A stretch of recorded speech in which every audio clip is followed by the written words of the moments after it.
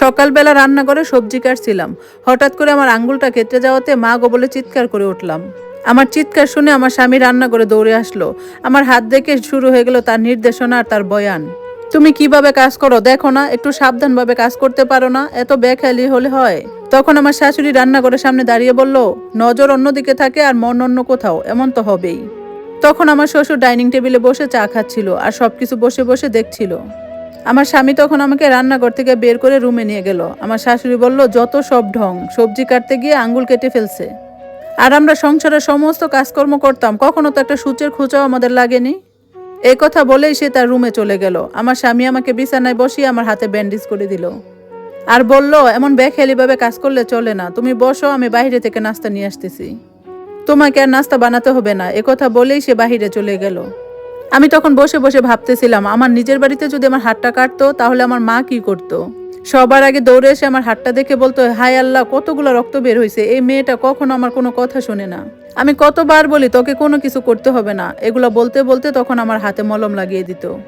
মলম লাগিয়ে দিয়ে আমার মাথায় হাত বুলিয়ে বুলিয়ে বলতো, আর কখনোই কাজ করবি না। কতটা আদর ভালোবাসায় ছিলাম আমি নিজের বাড়িতে, আর বাবা মার সেই আদরের মেয়েটা আজ শ্বশুর বাড়িতে কত কাজ করতে হয়। কিন্তু আফসোস হলো, এত কিছু করার পরেও কারো মন পাই না। এটাই সত্যি, মেয়েদের যত্ন শুধু বাবার বাড়িতে, আর অন্য কোথাও মেয়েদের কোনো আদর যত্ন হয় না।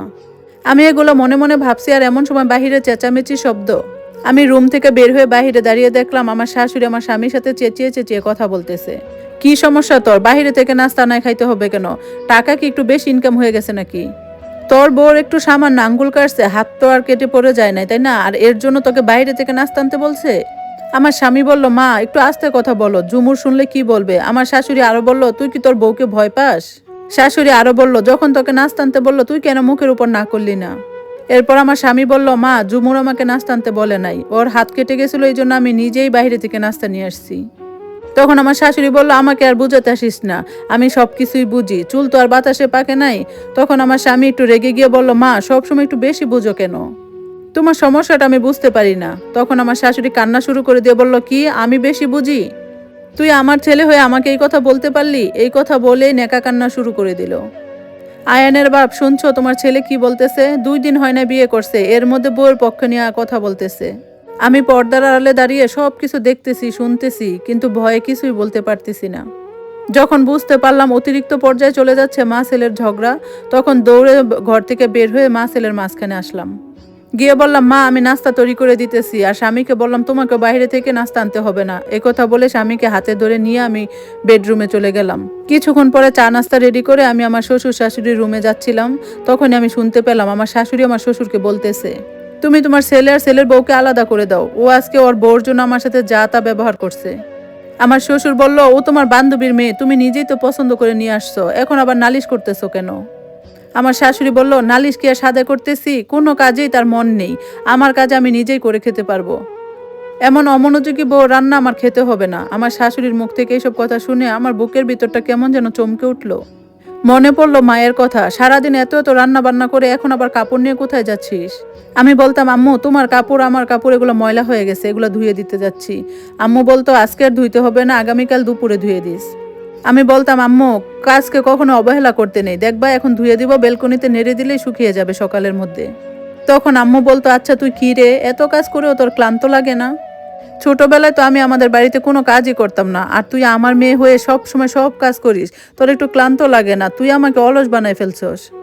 আমার বিশ্বাস তোর বিয়ের পর তোর শাশুড়ি তোকে মাথায় তুলে রাখবে, কারণ আমার মেয়েটা অনেক লক্ষ্মী। মায়ের এইসব কথা মনে হতেই চোখের কোনায় 2 ফোঁটা পানি জমে গেছে। আজ আমার শাশুড়ি মাথায় তুলে রাখা তো দূরের কথা, আমাকে আলাদা করে দিতে চাচ্ছে। আমি লক্ষ্মী কিনা জানি না, কিন্তু আমি তো আমার শাশুড়িকে অনেক ভালোবাসি, কিন্তু সে কেন আমার সাথে এমন করতেছে? এরপর এইসব কথা ভাবতে ভাবতে আমি নাস্তাগুলো টেবিলের উপরে রেখে আর দৌড়ে আমার রুমে চলে গেলাম। রুমে গিয়ে আমার স্বামীকে জড়াই ধরে কান্না শুরু করে দিলাম। আমার স্বামী জানতে চাইলো কি হয়েছে। আমি সব কিছু তাকে খুলে বললাম। আমার স্বামী আমার চোখের পানি মুছে দিয়ে বলল, চিন্তা করো না, কোন রোগের কোন ওষুধ দিতে হয় সেটা আমি খুব ভালো করেই জানি। আমি আমার স্বামীর কথার আগামাথা কিছুই বুঝলাম না। কিছুক্ষণ পর আমার স্বামী সমস্ত কাপড় চোপড় এক ব্যাগে নিয়ে আরেক হাতে আমাকে ধরে বাসা থেকে বের হতে যাচ্ছে। এমন সময় আমার শ্বশুর এসে আমার স্বামীকে বলতেছে, আয়ান কোথায় যাচ্ছিস? আমার স্বামী তখন বলল, আলাদা বাড়িতে আমার বউকে নিয়ে আলাদা থাকতে যাচ্ছি। শ্বশুর বলতেছে, হঠাৎ তোদের কি হয়েছে, হঠাৎ তোরা আলাদা থাকতে চাচ্ছিস? তখন আমার স্বামী বলতেছে, বাবা কেন, তোমাকে তো একটু আগে আমার মা বলছে আমাদেরকে আলাদা করে দিতে, আমরা আলাদা থাকতে।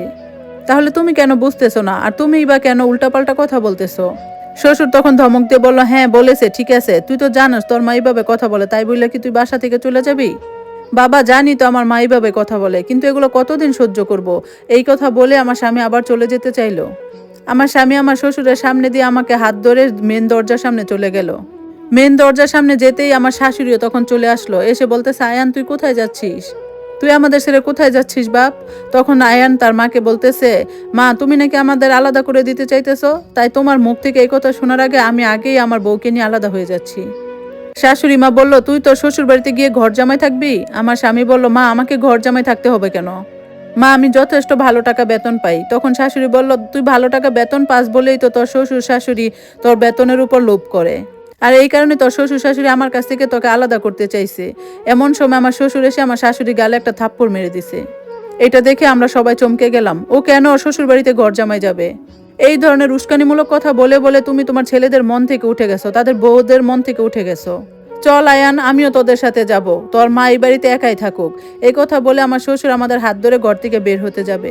এমন সময় আমার শাশুড়ি আমার শ্বশুরের হাত ধরে সে কাঁদো কাঁদো কণ্ঠে ক্ষমা চাচ্ছে। আসলে আমার ভুল হয়েছে, আমি যা করছি ভুল করছি। আসলে আমি সবসময় আমার নিজের সংসার নিজের কন্ট্রোলে রাখতে চাইছি, কিন্তু আমি এটা কখনো বুঝতে চেষ্টা করি নাই যে ভালোবাসা দিয়ে সবকিছু জয় করা যায়।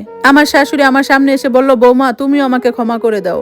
আজ থেকে তোমরা যেভাবে সংসার চালাবে সেইভাবেই চলবে, আর আজ থেকে আমি তোমাকে আমার মেয়ের মতোই দেখব। আমার শাশুড়ির মুখ থেকে এইসব কথা শুনে সবার মুখে হাসি ফুটলো।